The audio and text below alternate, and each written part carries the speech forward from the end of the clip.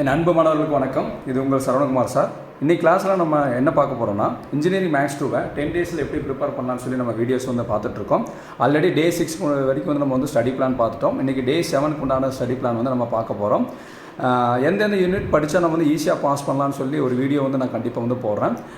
அதுக்கு முன்னாடி நம்ம சேனலை சப்ஸ்கிரைப் பண்ணாமல் இருந்தீங்கன்னா நீங்கள் சப்ஸ்கிரைப் பண்ணி வச்சுக்கோங்க. இன்றைக்கி நம்ம பார்க்க போகிறது பார்த்திங்கன்னா டே 7க்கு உண்டான ஸ்டடி பிளான். இது வந்து நம்ம ரொம்ப ஒரு முக்கியமான டாப்பிக்கில் இருக்கோம். அதாவது முக்கியமான சம்ஸ் சொல்லலாம்.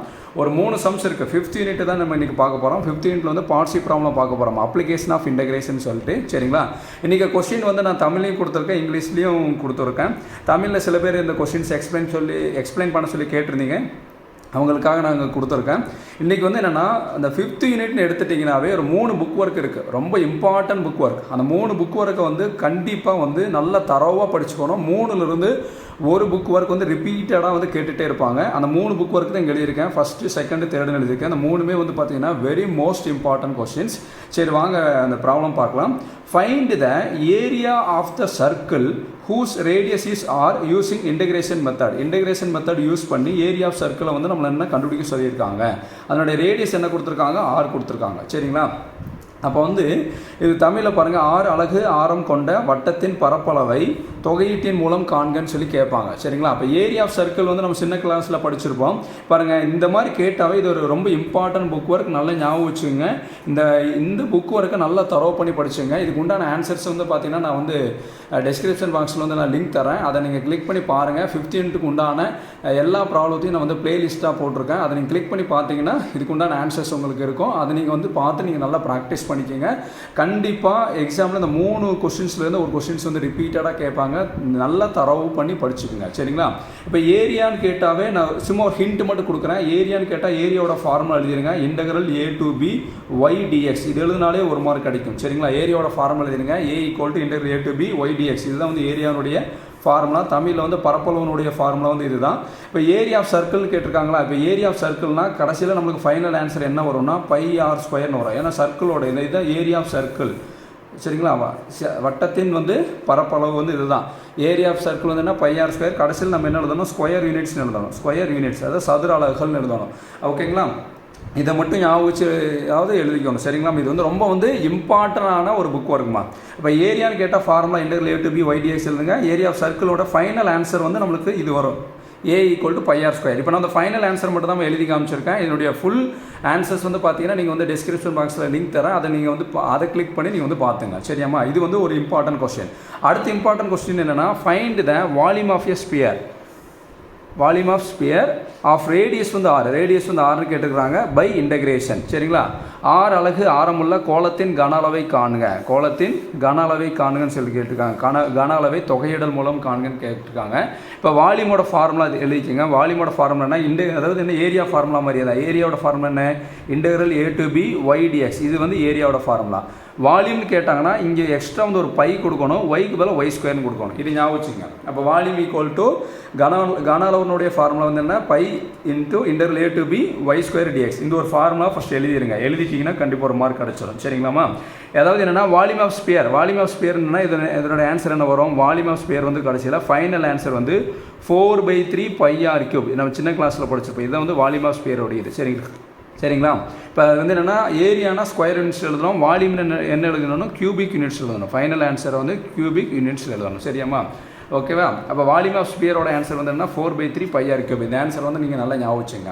அடுத்த ஒரு இம்பார்ட்டன்ட் புக் ஒர்க் என்னென்னு கேட்டிங்கன்னா, வால்யூமில் 2 புக் ஒர்க் இருக்குமா, ஏரியாவில் ஒரு புக் ஒர்க்.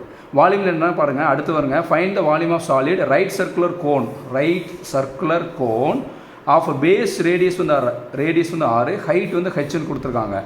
r அடிப்பக்கம் ஆரம். ஆறுங்கிறது ரேடியஸ் வந்து அடிப்பக்கம் ஆரம்.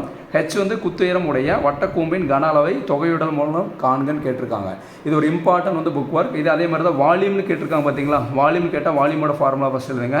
வால்யூமோட ஃபார்முலா எப்படி எழுதலாம்? Integral a to b y dx.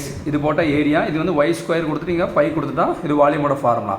இதில் வந்து பார்த்தீங்கன்னா ரைட் சர்க்குலர் கோன் கொடுத்துருக்காங்களா? ரைட் சர்க்குலர் கோன் கேட்டிருக்காங்க. இதோடைய ஃபார்முலா என்ன? நம்மளுக்கு ஃபைனல் ஆன்சர் என்ன வரும்னா 1/3 πr² h வரணும். இது ஞாபகம் வச்சுங்க. 1/3 πr² h. வால்யூம்னால இதை நம்ம என்ன எழுதுகிறோம்? கியூபிக் யூனிட்ஸ் எழுதுகிறோம். நல்லா ஞாபகம் வச்சுங்க. 5th யூனிட்டில் நீங்கள் வந்து என்னென்னா நீங்கள் ஃபுல்லாக படிக்கலினாலும் பரவாயில்லை, இந்த 5th யூனிட்டில் இந்த 3 புக் ஒர்க்கை வந்து நல்லா தரவு பண்ணிட்டு போங்க. 3லேருந்து ஒரு கொஸ்டின் கட்டாயமாக கேட்பாங்க. இதோட ஆன்சர்ஸ் நான் பிளேலிஸ்ட்டில் கொடுக்குறேன், நீங்கள் கிளிக் பண்ணி நீங்கள் வந்து பார்த்துங்க. சரிங்களாம்மா? அப்போ ஏரியா ஆஃப் சர்க்கிளில் வந்து ஒரு ஃபார்முலா ஒரு புக் ஒர்க் கேட்பாங்க. அதனுடைய ஃபைனல் ஆன்சர் πr². அப்போ வால்யூம் ஆஃப் ஸ்பியர்னு கேட்டாங்கன்னா அதனுடைய ஆன்சர் வந்து 4/3 πr3. அப்போ அந்த வால்யூம் இதில் பார்த்தீங்கன்னா ரைட் சர்க்குலர் கோன்னு கேட்டாங்கன்னா அதனுடைய ஆன்சர் வந்து 1/3 πr²h. சரிங்களா? சப்போஸ் எக்ஸாமில் வந்து ரேடியஸ் ஆருக்கு பதிலாக ரேடியஸ் ஏன்னு கொடுத்து கேட்டாங்கன்னு வைங்களேன், இதே மாதிரி தான் ஒர்க் அவுட் பண்ணோம். கடைசியில் ஆன்சர் வந்து πa² வரும். πr² பதிலாக என்ன வரும்? πa² வரும். 5th யூனிட்டில் ரொம்ப முக்கியமான இது வந்து இந்த 3 இது நல்லா படிச்சுங்க. சரிங்களா? சப்போஸ் எக்ஸாமில் வந்து ரொம்ப கஷ்டமாக கேட்குறாங்கன்னு வைங்களேன், இந்த மாதிரி கேட்கலாம். Now find the area enclosed by the curve y equal to x² minus 5x plus 6 and the x-axis ஒரு சம் கொடுத்துருக்கேன் ஒரு சாம்பிளுக்கு. அடுத்து தமிழ் வந்து y equal to x² minus 5x plus 6 என்ற வளைவரை மற்றும் x அச்சால் அடைபடும் பரப்பை காண்க கேட்டிருக்காங்க. இது பாருங்கள், இந்த மாதிரி கொடுத்துட்டு ஏரியாங்கிறது பார்த்தீங்களா? அப்போ ஏரியான்னு பார்த்துட்டாலே நீங்கள் ஏரியாவோட ஃபார்முலா எழுதிடுங்க.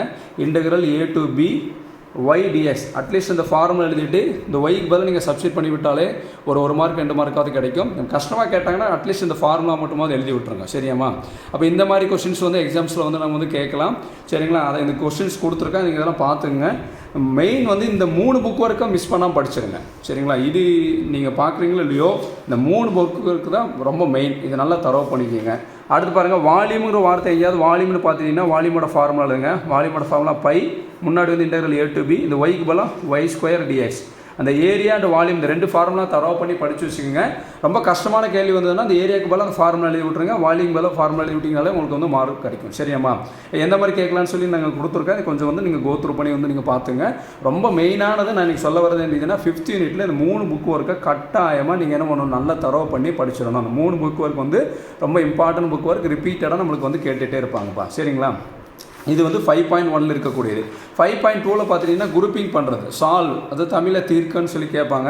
இதனுடைய ஆன்சர்ஸ் எல்லாம் நான் வந்து ஆல்ரெடி ஒர்க் அவுட் பண்ணி நான் வந்து போட்டிருக்கேன், போஸ்ட் பண்ணியிருக்கேன், அப்லோட் பண்ணியிருக்கேன். நீங்கள் அதை பாருங்கள். நீங்கள் டிஸ்கிரிப்ஷன் பாக்ஸில் லிங்க் தரேன், அதை கிளிக் பண்ணி பாருங்கள். இது ரொம்ப ஈஸியாக தான் இருக்கும். இது என்னென்னா குரூப்பிங் பண்ணுறது. எக்ஸ் டேமில் ஒரு பக்கம் கொண்டு போகணும், ஒய் டேமில் ஒரு பக்கம் கொண்டு போகணும். எக்ஸ் டேமில் ஒய் டேமில் ஒரு பக்கம் கொண்டு போனதுக்கப்புறம் என்ன பண்ணணும், நம்ம வந்து இன்டெகிரேட் பண்ணணும்.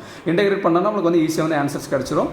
இதெல்லாம் வந்து ரொம்ப சிம்பிள் ப்ராப்ளம். ஃபஸ்ட் ஒரு 7 ப்ராப்ளம் கொடுத்துருக்கு பார்த்தீங்களா? இது எல்லாமே ரொம்பவே சிம்பிளான ப்ராப்ளம் தான். இது உண்டான ஆன்சர்ஸ் கொடுத்துருக்கேன். இந்த ஃபஸ்ட்டு இந்த 7 ப்ராப்ளத்தை நல்லா ப்ராக்டிஸ் பண்ணி பாருங்கள். அதுக்கடுத்து வந்து 8th and 10th. 9th problem வந்து பார்த்தீங்கன்னா கொஞ்சம் ஹார்டாக இருக்கிற மாதிரி இருக்கும். 8th and 10th கொஞ்சம் ஈஸி தான். நீங்கள் வந்து ஃபஸ்ட்டு இந்த 7 ப்ராப்ளத்தை நல்லா தரவு பண்ணிவிட்டு அடுத்த இந்த 8th 9th 10th வந்து நீங்கள் தரவு பண்ணுங்கள். இது வந்து என்ன குரூப்பிங் பண்ணுற மாதிரி தான். எக்ஸ் டேர்ம்ஸில் ஒரு பக்கம் கொண்டு போகணும், ஒய் டேர்ம்ஸில் வந்து ஒரு பக்கம் கொண்டு போகணும். சரியாம்மா? அப்போ நம்ம இன்றைக்கி பார்க்க போகிறது ஸ்டடி பிளான். அதாவது பார்த்தீங்கன்னா 7வது நாளுடைய ஸ்டடி பிளான் 3 புக் ஒர்க். நல்லா கவனிச்சுங்க, நாங்கள் எழுதி காமிக்கிறேன். 3 புக் ஒர்க்ஸ். 3 ஏன் புக் ஒர்க்ஸ்ன்னு சொல்கிறேன்னா இதனுடைய ஆன்சர் வந்து மாறாது. இந்த 3 புக் ஒர்க் வந்து ரொம்ப முக்கியமான புக் ஒர்க். 3 புக் ஒர்க்கை வந்து நீங்கள் 5th யூனிட்டில் தரவு பண்ணிட்டு போகணும். ஃபஸ்ட்டு ஏரியா ஆஃப் சர்க்கிள், அதனுடைய ஆன்சர் வந்து என்ன வரும், πr² வரும். அடுத்து வால்யூம் ஆஃப் ஸ்பியர் வந்து போட்டிருக்காங்க 4/3 πr3, இதனுடைய ஆன்சர். அடுத்து வந்து வால்யூம் ஆஃப் ரைட் சர்க்குலர் கோன்னா 1/3 πr²h. கோன்னாவே ஹைட் வரணும். சரிங்களா? ஏரியானா ஸ்கொயர் யூனிட்ஸில் எழுதணும். வால்யூம் வந்து என்னென்னா கியூபிக் யூனிட்ஸில் எழுதணும். இது வால்யூம்ங்கிறது கியூபிக் யூனிட்ஸ் எழுதணும். கியூபிக் தான் ஷார்ட் ஃபார்ம் பண்ணி நான் இப்படி எழுதியிருக்கேன், சியூன்னு போட்டிருக்கேன். நீங்கள் கியூபிக் யூனிட்ஸ் எழுதுங்க. சதுர அலகுகள், கன அலகுகள்னு சொல்லுவாங்க, தமிழில் எழுதணும். இந்த 3மே வெரி மோஸ்ட் இம்பார்ட்டன்ட் கொஸ்டின். அந்த 3ஐயும் வந்து நல்லா தரவு பண்ணிட்டதுக்கப்புறம் இந்த ப்ராப்ளத்தை வந்து குரூப்பிங் பண்ணக்கூடிய ப்ராப்ளத்தை வந்து பாருங்கள். இது படிச்சுனாவே நீங்கள் 5th யூனிட்டில் வந்து கண்டிப்பாக வந்து 2 கேள்வி வந்து அட்டன் பண்ணிடலாம்.